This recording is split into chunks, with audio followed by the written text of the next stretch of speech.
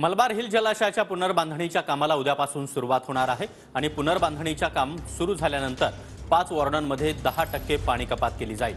मुंबई महानगरपालिकेकडून नागरिकांना पाणी जपून वापरण्याचं आवाहन करण्यात आलंय। आढावा घेतला आमच्या प्रतिनिधींनी, पाहूया। उद्या मुंबईच्या काही भागामध्ये 10% पाणी कपात असणार आहे।